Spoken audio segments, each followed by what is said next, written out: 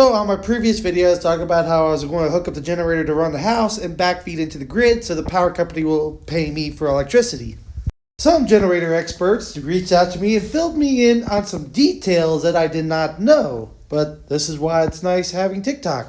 So solar panels and wind power and all that, they put out DC current, they go through a power inverter, and the power inverter syncs up the hertz and everything so it can backfeed in the system, okay? This generator was paired with another generator and had a unit to sync up the hertz so they will work together. But what I did not know is keeping the hertz synced.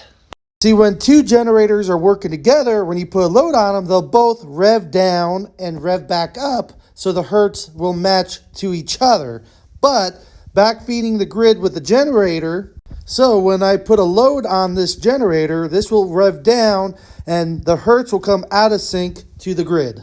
So basically, to do this right, not just having the automatic breaker and the meter and all that legal, I have to have a diesel-powered welder that puts out DC current, and I can run that DC current through a power inverter just like the solar does, and then that could be backfeed into the system because the power inverter will keep the hertz and everything proper.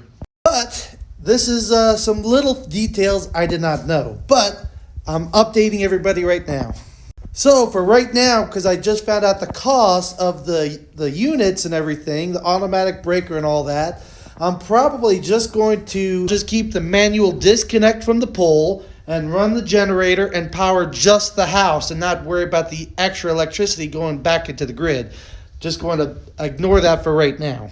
Now, I will still be hooked up to the grid, so anytime I shut the generator off, I just disconnect the generator from the breaker box and hook back up to the main pole, flip the switch, so I can run off the grid when I need to.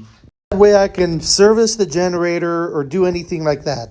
Minimal charge to stay hooked up to the grid, even if you don't use any power, is $50 a month. It's not that big of a deal. So what I might do is run the generator during the day with our maximum power usage, and then at night I'll flip it over to the grid. That's the other option, and we could cut the power bill by more than half. I am going to post videos on my progress of setting the generator up to run just the house and piping antifreeze into a hot water heater so the engine heat can help heat hot water so I'm not wasting energy there. It's like a hot water heater that runs off a boiler system. It's the same idea. But instead of a boiler, it's using the engine heat to heat up the water. But thank you for watching and stay tuned.